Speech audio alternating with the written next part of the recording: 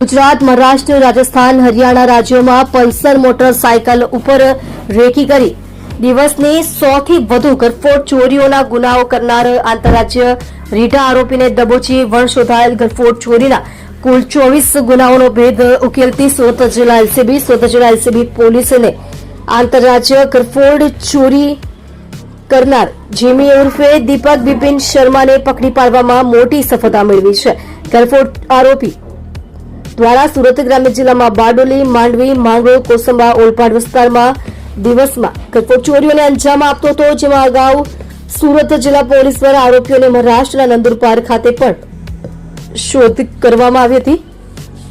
અને આરોપી પકડાયો ન હતો, જેમાં સુરત જિલ્લા એલસીબીને મળેલી પાકી બાતમીના આધારે આરોપી જીમી ઉર્ફે દીપક બિપિન શર્મા રહે નંદુરબાર મહારાષ્ટ્રનાનો પોતાની ફરજ પલ્સર મોટરસાયકલ નંબર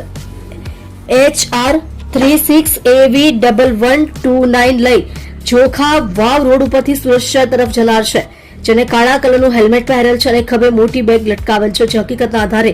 નાકાબંધી કરી આરોપીને મોટરસાયકલ પર લઈ પસાર થતા દબોચી લીધેલ અને તપાસ કરતા તેની પાસેથી ઘરફોડ ચોરી કરવાના સાધનો તથા રોકડ રકમ સાથે મળી આવતા આરોપીની સઘન પૂછપરછ હાથ ધરવામાં આવેલ, જેમાં આરોપીએ કબૂલ કર્યું હતું કે સુરત જિલ્લા વિસ્તારમાં ચોરી કરેલ સામાન, સોના ચાંદીના દાગીનાઓ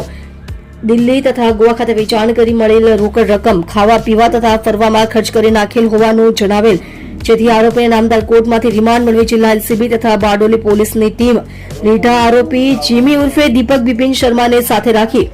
દિલ્હી ખાતે જઈ તપાસ કરી સોના દાગીનાઓ વેચાણ કરેલ, જેમાંથી ₹15,55,680 નો મુદ્દામાલ રિકવર કરેલ છે.